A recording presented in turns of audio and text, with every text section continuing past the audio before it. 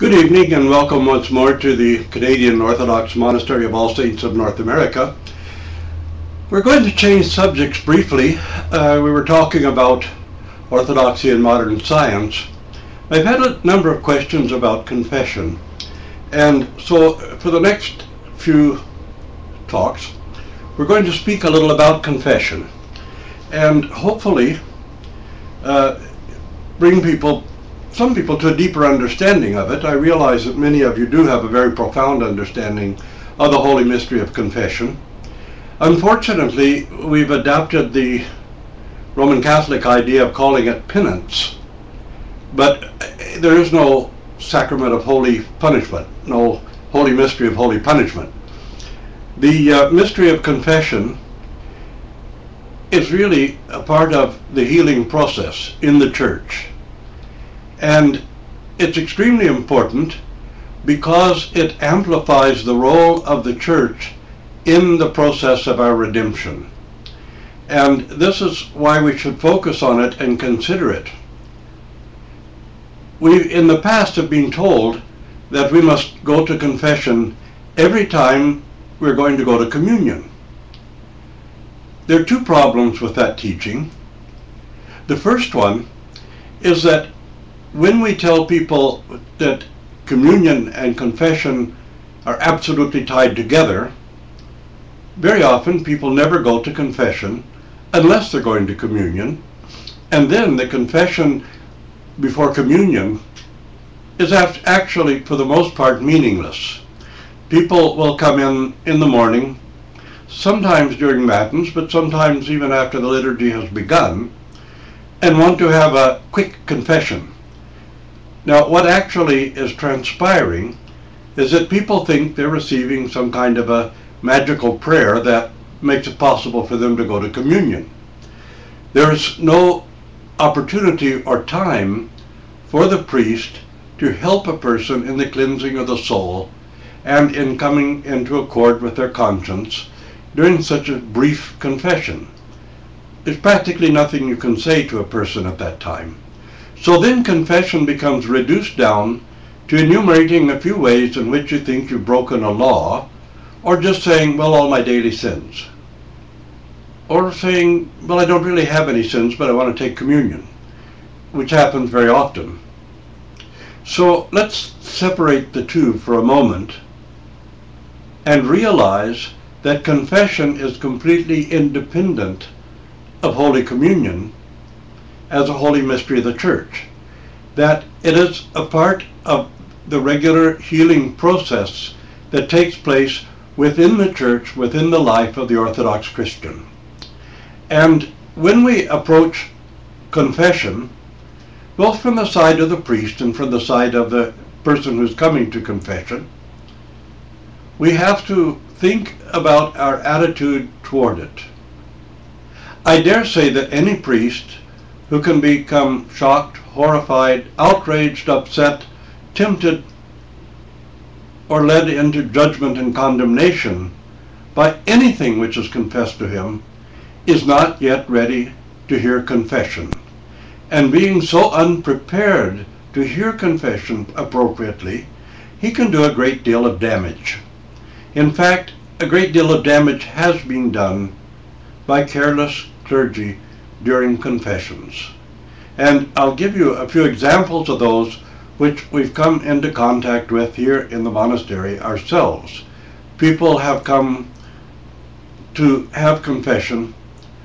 Some people have come from Russia before Patriarch Alexei started cleaning up on the sort of teeny bopper elders that they had there, these people in their 20s who thought they were great spiritual elders, and gave some extremely bad advice and extremely dangerous epithemias in confession.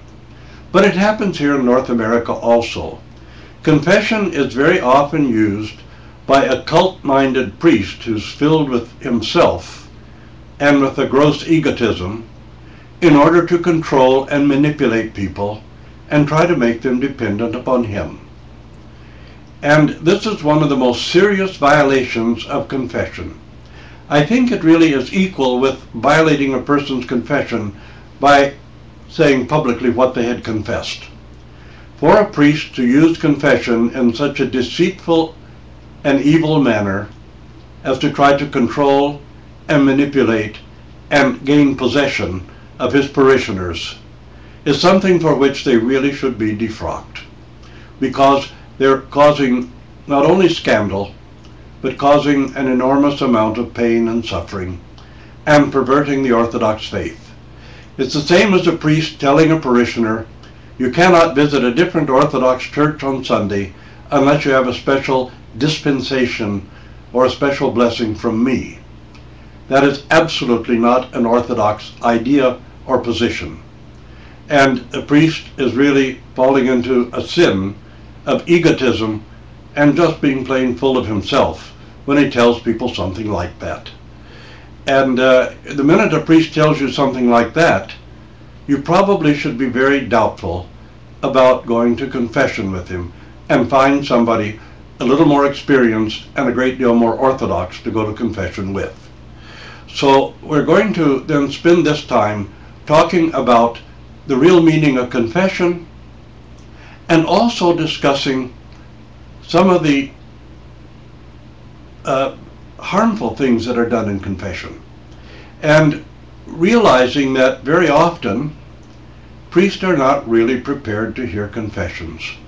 Sometimes a priest is ordained and he feels like he immediately becomes a spiritual father and immediately has by some magic means, all-knowingness to hear confessions. Other priests, properly, approach with fear and trembling to hear confessions.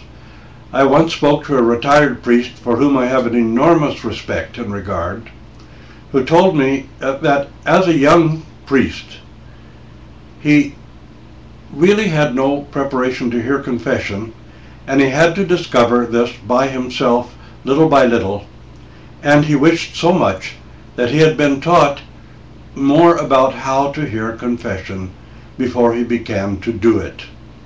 I was fortunate enough to have some warnings from some very experienced priests, even before I was ordained as a priest and could hear confessions.